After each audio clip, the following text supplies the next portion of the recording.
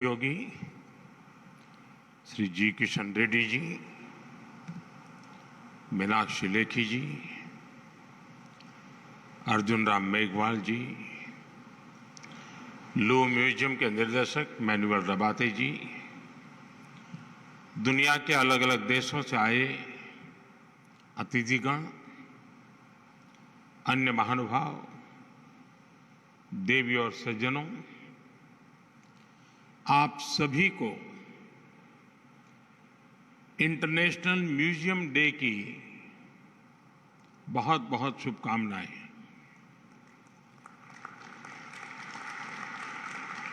आज यहां museum world के दिग्गज जुटे हुए हैं। आज का ये अवसर इसलिए भी खास है क्योंकि भारत अपनी आजादी के 75 वर्ष पूरे होने के उपलक्ष्य में अमृत महोत्सव मना रहा है। इंटरनेशनल म्यूजियम एक्सपो में भी इतिहास के अलग अलग अध्याय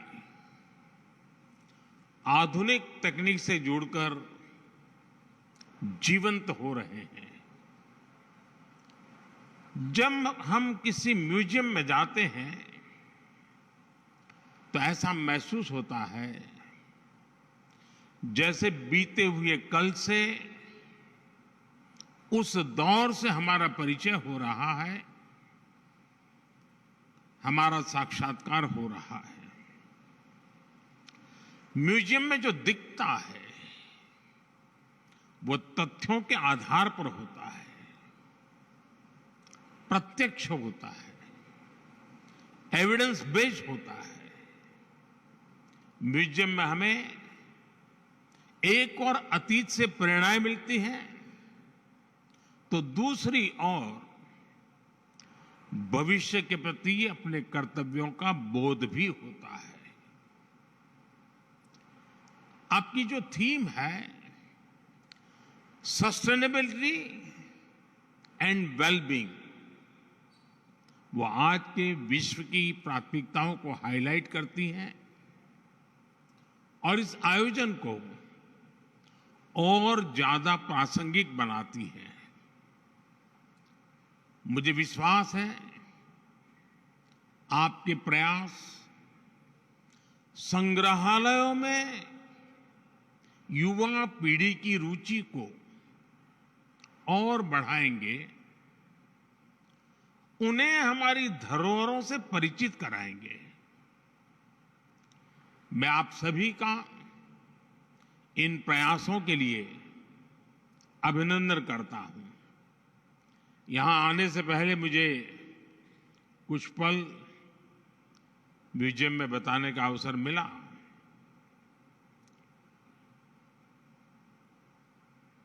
हमें कई कार्यक्रमों में जाने का अवसर आता है, सरकारी, गैर सरकारी, लेकिन मैं कह सकता हूं कि मन पर प्रभाव पैदा करने वाला पूरा प्लानिंग, उसका एग्जीक्यूशन, और सरकार भी इस ऊंचाई के काम कर सकती है जिसके लिए बहुत गर्व होता है, वैसी व्यवस्था। और मैं मानता हूं कि आज का ये अवसर भारत के म्यूजियम की दुनिया में एक बहुत बड़ा टर्निंग पॉइंट लेकर के आएगा, ऐसा मेरा पक्का विश्वास है। साथियों, गुलामी के सैकड़ों वर्षों के लंबे कालखंड ने भारत का एक नुकसान ये भी किया कि हमारी लिखित अलिखित बहुत सारी धरोहर नष्ट कर दी गई। कितनी ही पांडुलिपियां, कितने ही पुस्तकालय गुलामी के कालखंड में जला दिए गए, तबाह कर दिए गए। ये सिर्फ भारत का नुकसान नहीं हुआ है, ये पूरी दुनिया का, पूरी मानव जात का नुकसान हुआ है। दुर्भाग्य से आजादी के बाद अपनी धरोहरों को संरक्षित करने के जो प्रयास होने चाहिए थे वो उतने हो नहीं पाए। लोगों में धरोहरों के प्रति जागरूकता की कमी ने इस क्षति को और ज्यादा बढ़ा दिया और इसलिए आजादी के अमृतकाल में भारत ने जिन पंच प्राणों की घोषणा की है उनमें प्रमुख है अपनी विरासत पर गर्व। अमृत महोत्सव में हम भारत की धरोहरों को संरक्षित करने के साथ ही नया कल्चरल इंफ्रास्ट्रक्चर भी बना रहे हैं। देश के इन प्रयासों में स्वतंत्रता संग्राम का इतिहास भी है और हजारों वर्षों की सांस्कृतिक विरासत भी है। मुझे बताया गया है कि आपने इस आयोजन में लोकल और रूरल म्यूजियम पर विशेष महत्व दिया है। भारत सरकार भी लोकल और रूरल म्यूजियम को संरक्षित करने के लिए एक विशेष अभियान चला रही है। हमारे हर राज्य, हर क्षेत्र और हर समाज के इतिहास को संरक्षित करने के प्रयास किए जा रहे हैं। हम स्वाधीनता संग्राम में अपनी ट्राइबल कम्युनिटी के योगदान को अमर बनाने के लिए 10 विशेष म्यूजियम्स भी बना रहे हैं। मैं समझता हूं कि पूरे विश्व में एक ऐसी अनूठी पहल है जिसमें ट्राइबल डायवर्सिटी की इतनी व्यापक झलक दिखने वाली है। नमक सत्याग्रह के दौरान महात्मा गांधी जिस पथ पर चले थे उस दांडी पथ को भी संरक्षित किया गया है। जिस स्थान पर गांधी जी ने नमक कानून तोड़ा था वहां आज एक भव्य मेमोरियल बना हुआ है। आज देश और दुनिया से लोग दांडी कुटीर देखने गांधीनगर आते हैं। हमारे संविधान के मुख्य शिल्पी बाबा साहब आंबेडकर का जहां महापरिनिर्वाण हुआ वो स्थान दशकों से बदहाल था। हमारी सरकार ने इस स्थान को दिल्ली में 5 अलीपुर रोड को नेशनल मेमोरियल में परिवर्तित किया है। बाबा साहब के जीवन से जुड़े पंचतीर्थ महू में जहां उनका जन्म हुआ, लंदन में जहां वो रहे, नागपुर में जहां उन्होंने दीक्षा ली, मुंबई की चैत्य भूमि जहां उनकी समाधि है, ऐसे स्थानों का भी विकास किया जा रहा है। भारत की 580 से ज्यादा रियासतों को जोड़ने वाले सरदार साहब की गगनचुंबी प्रतिमा स्टैच्यू ऑफ यूनिटी आज देश का गौरव बनी हुई है। स्टैच्यू ऑफ यूनिटी के भीतर भी एक म्यूजियम बना हुआ है।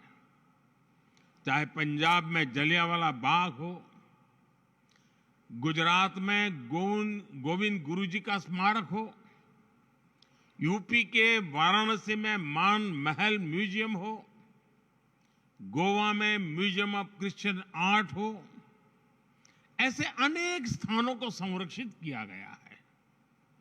म्यूजियम से जुड़ा एक और अनूठा प्रयास भारत में हुआ है। हमने राजधानी दिल्ली में देश के सभी पूर्व प्रधानमंत्रियों की यात्रा और योगदान को समर्पित पीएम म्यूजियम बनाया है। आज पूरे देश से लोग आकर पीएम म्यूजियम में आजादी के बाद की भारत की विकास यात्रा के साक्षी बन रहे हैं। मैं यहां आए अपने अतिथियों से विशेष आग्रह करूंगा कि एक बार इस म्यूजियम को भी अवश्य देखें। साथियों, जब कोई देश अपनी विरासत को सहेजना शुरू कर देता है तो उसका एक और पक्ष उभर कर सामने आता है। ये पक्ष है दूसरे देशों के साथ संबंधों में आत्मीयता। जैसे कि भगवान बुद्ध के महापरिनिर्वाण के बाद भारत ने उनके पवित्र अवशेषों को पीढ़ी दर पीढ़ी संरक्षित किया है और आज वो पवित्र अवशेष भारत ही नहीं, दुनिया के करोड़ों बौद्ध अनुयायियों को एक साथ जोड़ रहे हैं। अभी पिछले वर्ष ही हमने बुद्ध पूर्णिमा के अवसर पर 4 पवित्र अवशेषों को मंगोलिया भेजा था। वो अवसर पूरे मंगोलिया के लिए आस्था का एक महापर्व बन गया था। बुद्ध के जो रेलिक्स हमारे पड़ोसी देश श्रीलंका में है, बुद्ध पूर्णिमा के अवसर पर उन्हें भी यहां कुशीनगर लाया गया था। ऐसे ही गोवा में सेंट क्वीन केटेवान के पवित्र अवशेषों की धरोहर भी भारत के पास संरक्षित है। मुझे याद है जब हमने सेंट क्वीन केटेवान के रेलिक्स को जॉर्जिया भेजा था तो वहां कैसे राष्ट्रीय पर्व का माहौल बन गया था। उस दिन जॉर्जिया ने अनेकों नागरिकों वहां के सड़कों पर एक बड़ा मेले जैसा माहौल हो गया था, उमड़ पड़े थे। यानी हमारी विरासत, वैश्विक एकता, वर्ल्ड यूनिटी का भी सूत्रधार बनती है और इसलिए इस विरासत को संजाने वाले हमारे म्यूजियम्स की भूमिका भी और ज्यादा बढ़ जाती है। साथियों, जैसे हम परिवार में साधनों को आने वाले कल के लिए जोड़ते हैं, वैसे ही हमें पूरी पृथ्वी को एक परिवार मानकर अपने संसाधनों को बचाना है। मेरा सुझाव है कि हमारे म्यूजियम्स इन वैश्विक प्रयासों में एक्टिव पार्टिसिपेंट्स बने। हमारी धरती ने बीती सदियों में कई प्राकृतिक आपदाएं झेली है। इनकी स्मृतियां और निशानियां आज भी मौजूद है। हमें ज्यादा से ज्यादा म्यूजियम इन निशानियों की, इनसे जुड़ी तस्वीरों की गैलरी की दिशा में सोचना चाहिए। हम अलग अलग समय में धरती की बदलती तस्वीर का चित्रण भी कर सकते हैं। इससे आने वाले समय में लोगों में पर्यावरण के प्रति जागरूकता बढ़ेगी। मुझे बताया गया है कि इस एक्सपो में गैस्ट्रोनोमिक एक्सपीरियंस के लिए भी स्पेस बनाया गया है। यहां आयुर्वेद और मिलेट्स, श्री अन्न पर आधारित व्यंजनों का अनुभव भी लोगों को मिलेगा। भारत के प्रयासों से आयुर्वेद और मिलेट्स, श्री अन्न, दोनों ही इन दिनों एक ग्लोबल मूवमेंट बन चुके हैं। हम श्री अन्न और अलग अलग वनस्पतियों के हजारों वर्ष की यात्रा के आधार पर भी नए म्यूजियम बना सकते हैं। इस तरह के प्रयास इस नॉलेज सिस्टम को आने वाली पीढ़ियों तक पहुंचाएंगे और उन्हें अमर बनाएंगे। साथियों, इन सभी प्रयासों में हमें सफलता तभी मिलेगी जब हम ऐतिहासिक वस्तुओं के संरक्षण को देश का स्वभाव बनाएं। अब सवाल ये कि अपनी धरोहरों का संरक्षण देश के सामान्य नागरिक को स्वभाव बनेगा कैसे? मैं एक छोटा सा उदाहरण देता हूं। क्यों न भारत में हर परिवार अपने घर में अपना एक पारिवारिक संग्रहालय बनाए, घर के ही लोगों के विषय में, अपने ही परिवार की जानकारियां। इसमें घर के बुजुर्गों की पुरानी और कुछ खास चीजें रखी जा सकती हैं। आज आप जो एक पेपर लिखते हैं वो आपको सामान्य लगता है, लेकिन आपकी लेखनी में वही कागज का टुकड़ा 3-4 पीढ़ी के बाद एक इमोशनल प्रॉपर्टी बन जाएगा। ऐसे ही हमारे स्कूलों को भी, हमारे भिन्न भिन्न संस्थानों और संगठनों को भी अपने अपने म्यूजियम जरूर बनाने चाहिए। देखिएगा इससे कितनी बड़ी और ऐतिहासिक पूंजी भविष्य के लिए तैयार होगी। जो देश के विभिन्न शहर हैं वो भी अपने यहां सिटी म्यूजियम जैसे प्रकल्पों को आधुनिक स्वरूप में तैयार कर सकते हैं। इसमें उन शहरों से जुड़ी ऐतिहासिक वस्तुएं रख सकते हैं। विभिन्न पंथों में जो रिकॉर्ड रखने की पुरानी परंपरा हम देखते हैं वो भी हमें इस दिशा में काफी मदद करेगी। साथियों, मुझे खुशी है कि म्यूजियम आज युवाओं के लिए सिर्फ एक विजिटिंग प्लेस ही नहीं बल्कि एक कैरियर ऑप्शन भी बन रहे हैं। लेकिन मैं चाहूंगा कि हम अपने युवाओं को केवल म्यूजियम वर्कर्स की दृष्टि से ना देखें। हिस्ट्री और आर्किटेक्चर जैसे विषयों से जुड़े ये युवा ग्लोबल कल्चरल एक्शन के मीडियम बन सकते हैं।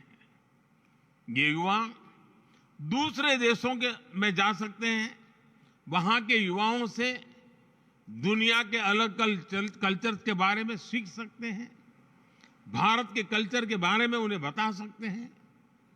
इनका अनुभव और अतीत से जुड़ाव अपने देश की विरासत के संरक्षण के लिए बहुत ही प्रभावी सिद्ध होगा। साथियों, आज जब हम साझी विरासत की बात कर रहे हैं तो मैं एक साझी चुनौती का भी जिक्र करना चाहता हूं। ये चुनौती है कलाकृतियों की तस्करी और एप्रोप्रिएशन। भारत जैसे प्राचीन संस्कृति वाले देश सैकड़ों वर्ष से इसे जूझ रहे हैं। आजादी के पहले और आजादी के बाद भी हमारे देश से अनेकों कलाकृतियां अनएथिकल तरीके से बाहर ले जाई गई। हमें इस तरह के अपराध को रोकने के लिए मिलकर काम करना होगा। मुझे खुशी है कि आज दुनिया भर में भारत की बढ़ती साख के बीच अब विभिन्न देश भारत को उसकी धरोहर लौटाने लगे हैं। बनारस से चोरी हुई मां अन्नपूर्णा की मूर्ति हो, गुजरात से चोरी हुई महिषासुर मर्दिनी की प्रतिमा हो, चोल साम्राज्य के दौरान निर्मित नटराज की प्रतिमाएं हो, गुरु गोविंद सिंह जी के नाम से सुशोभित तलवार हो, पिछले 9 साल में ही करीब 240 प्राचीन कलाकृतियों को भारत वापस लाया गया है। जबकि उसके पहले कई दशकों तक ये संख्या 20 भी नहीं पहुंची थी। इन 9 वर्षों में भारत से सांस्कृतिक कलाकृतियों की तस्करी भी काफी कम हुई है। मेरा दुनिया भर के कला पारखियों से आग्रह है, विशेषकर म्यूजियम से जुड़े लोगों से अपील है कि इस क्षेत्र में सहयोग को और बढ़ाएं। किसी भी देश के किसी भी म्यूजियम में कोई ऐसी कलाकृति नहीं हो जो अनएथिकल तरीके से वहां पहुंची हो। हमें सभी म्यूजियम्स के लिए इसे एक मोरल कमिटमेंट बनाना चाहिए। साथियों, मुझे विश्वास है हम अतीत से जुड़े रहकर भविष्य के लिए नए आइडियाज पर इसी तरह काम करते रहेंगे। हम विरासत को सहेजेंगे भी और नई विरासत का निर्माण भी करेंगे। इसी कामना के साथ आप सभी का हृदय से बहुत बहुत धन्यवाद।